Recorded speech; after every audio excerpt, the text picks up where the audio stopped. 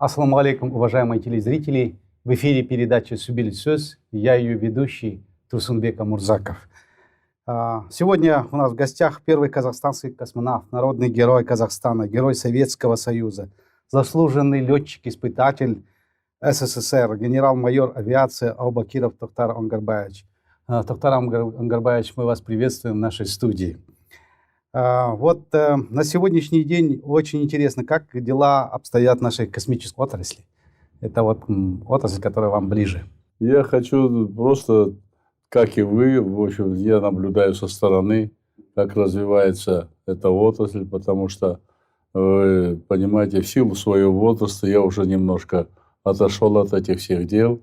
Я только всегда интересуюсь теми проблемами, которые есть в этой отрасли от ее руководителей. И, к моему счастью, руководители сегодняшние, они охотно меня информируют, что происходит, что будет, с перспективами, которые у них есть. И я хочу сказать, что отрасль, в общем-то, сейчас заработала. Она работает. Слава Богу, можно так сказать, субсидирование этой отрасли, в общем-то, сейчас осуществляется.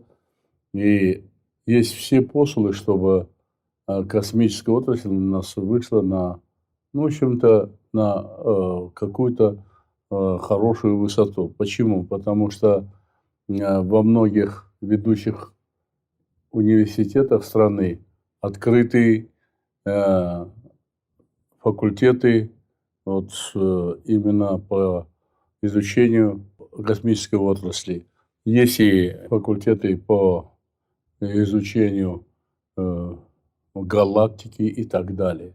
Я очень рад, что мы идем в этой отрасли в ногу со всем миром. Мы отставать не должны. Она многогранна, она вмещает в себе все, что человечество познало за те тысячелетия, которые она существует. Это есть космонавтика, это есть космическая отрасль. Как обстоят дела с теми спутниками, которые у нас летают Кассаты наши, да? Да, Кассат, да, которые Я падают хочу вас и не хотят... уверить вас, значит, та авария, которая произошла с Кассат-1, это совершенно не должно расстраивать нас. Да, многие миллионы, наверное, они ушли во имя освоения этой отрасли. Но поймите, пожалуйста, в каждой отрасли, вообще в приобретении технологий всегда должны тратиться на определенные деньги. И риск того, что они могут быть иногда безвозвратными, он имеет свое место. Но, слава Богу, у нас работают спутники, которые запустили. Мы с вами сейчас вещаем, вы будете вещать на весь Казахстан, и будут соседние республики и государства принимать наши, может быть, с вами, если они захотят. По крайней мере, мы для своих тамошних сограждан это будем транслировать, вещать, да. Это все благодаря тому, что Казахстан запустил свои спутники. У нас геофизические и мониторинговые спутники, которые летают, они, в общем-то, обеспечивают нас по зондированию. Они обеспечивают нас снимками, те, которые, в общем-то, нам необходимы. В том числе, я вам хочу сказать, что и военные тоже интересуются этими снимками. Есть договор об аренде до какого-то года, и этот договор, в общем-то, он имеет силу, и никто не вправе его прекращать. Сейчас создано в мире, чтобы исследовать космическое пространство.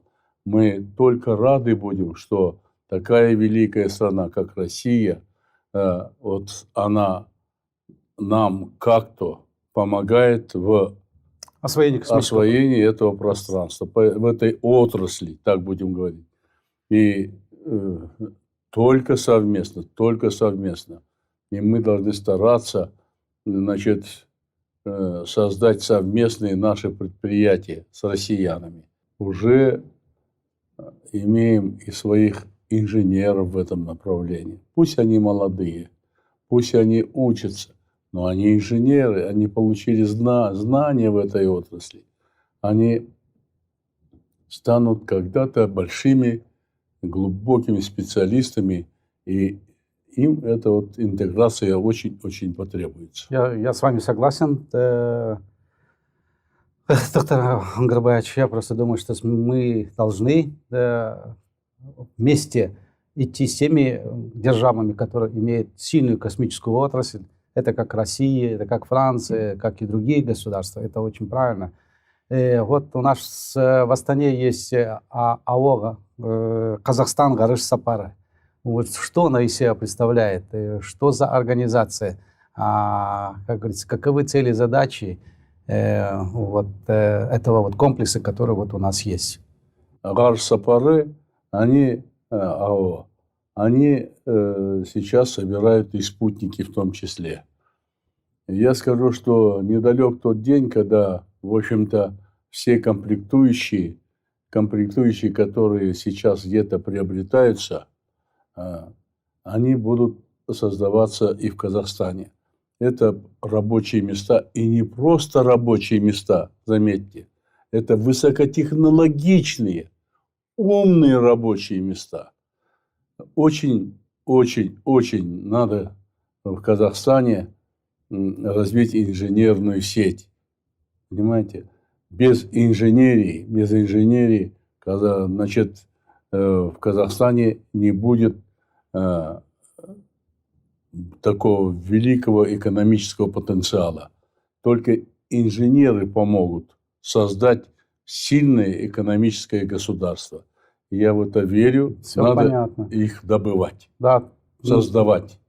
Значит, доктор Ангарбаевич, значит, АО «Казахстан Гарыш Сапары» – это локомотив нашей экономики, да, за которым пойдут все другие отрасли. В будущем, да. В будущем, да. В будущем, Ну, да. в самом деле она и есть и сейчас уже. Вот, Да. действительно.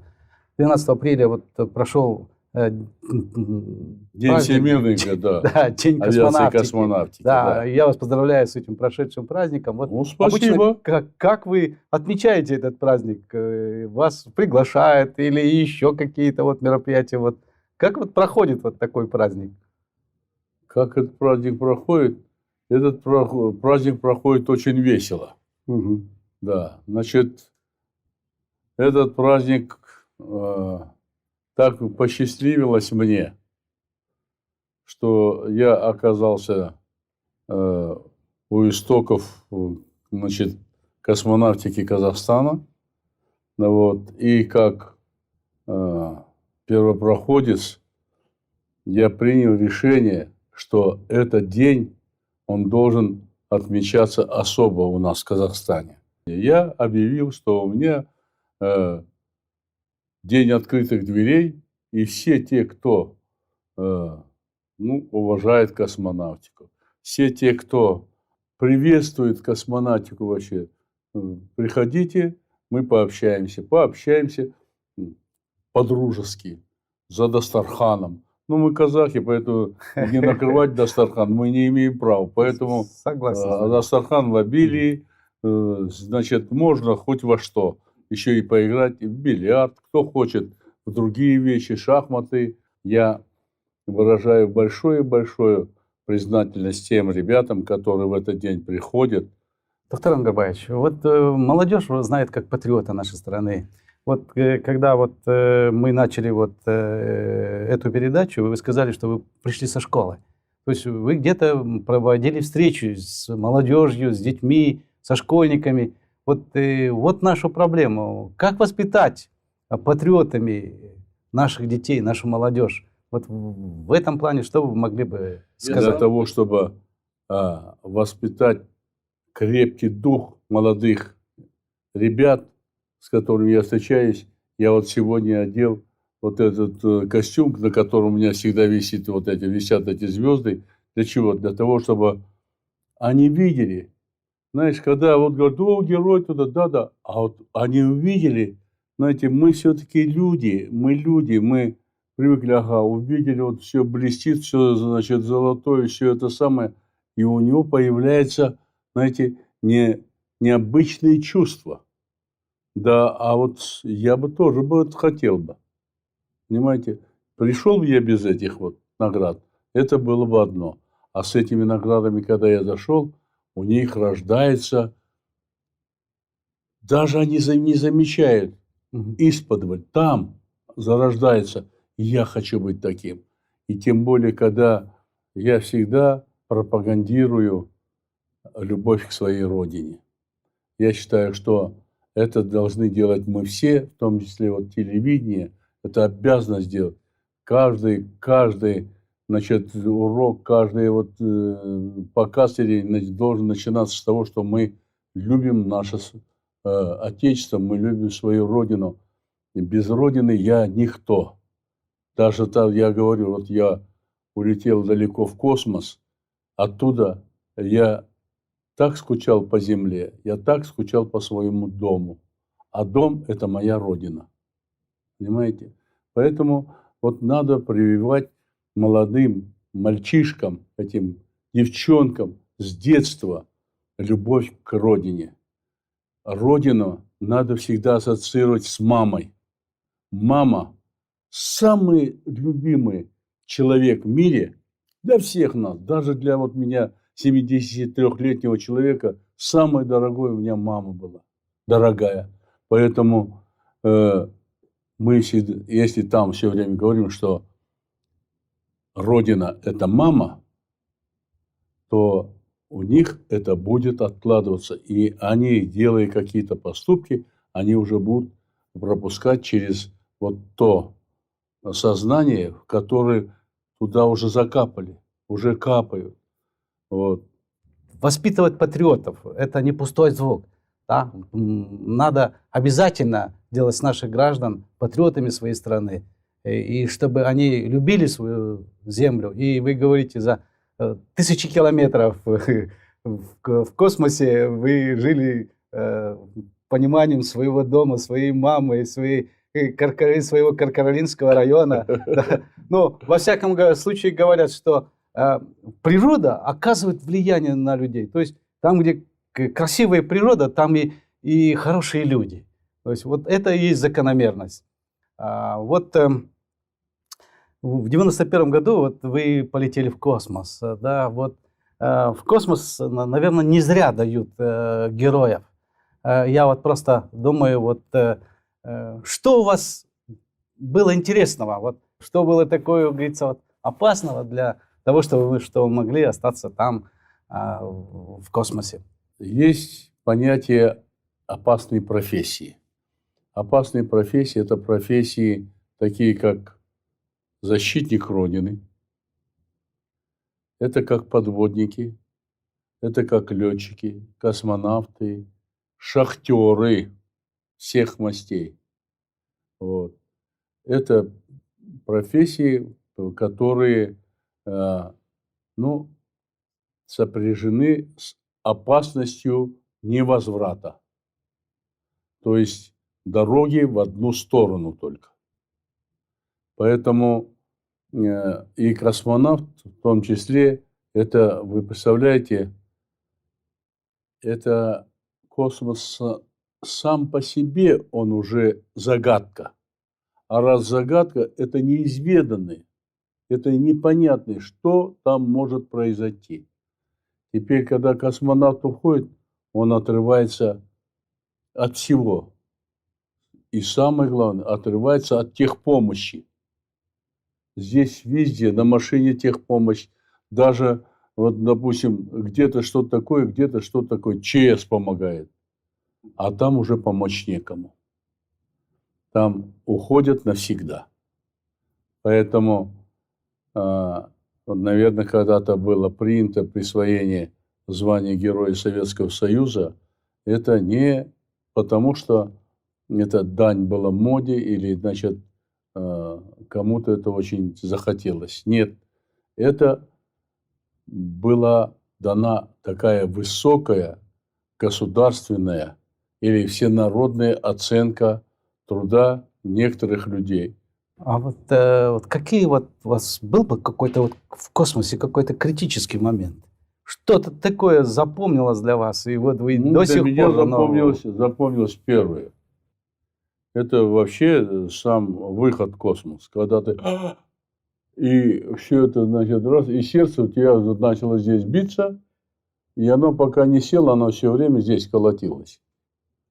Это раз. Но ты к этому тоже привыкаешь. Человек вообще такое существо, Безусловно, которое всем. привыкает ко всему. И это привыкается.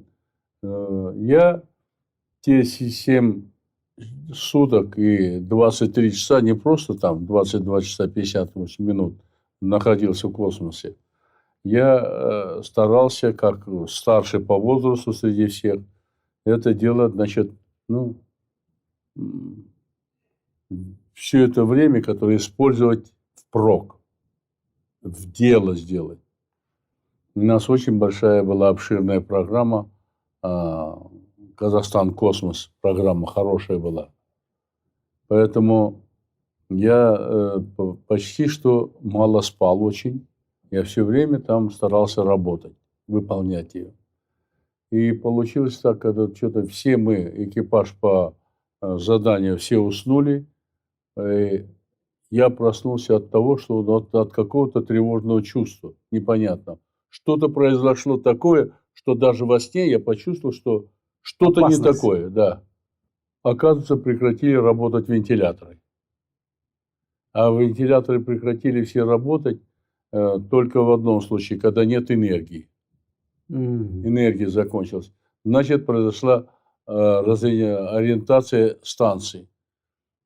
Я не умел ориентировать станцию. У нас этим делом занимался Сергей Константинович Крикалев. Это один из высочайших интеллектуалов вообще в космической отрасли. Да, инженер. Я быстро разбудил его, все, в общем-то, проснулись, и мы сумели сориентировать станцию опять на Солнце, получить энергию. То есть, если бы мы немножко поспали, то меня разбудило, что прекратился шум работы моторов. Там от электронасосов, которые качают воздух по всем отсекам, да, достигает 70 дБ. Это как большой заводской цех механический. Шум такой стоит. И вот он прекратился, и он меня разбудил. Вы удачливый человек, да. Что вот И у меня Аллах вас сыновья тоже разбудил, говорят да. Ну и там действительно в таком шуме спать тоже, я представляю, как вы можете засыпать и это. По команде ложиться, по команде вставать. Сейчас Да. не можешь заснуть и это. Ну, полетите, уснете. Татар Ангабаевич, большое вам спасибо за такой содержательный, интересный рассказ. Вы действительно легендарный человек. Большое вам спасибо за интереснейший рассказ. Уважаемые телезрители, на этом наша передача завершается. Аман сау болыңыздар. Всего вам доброго.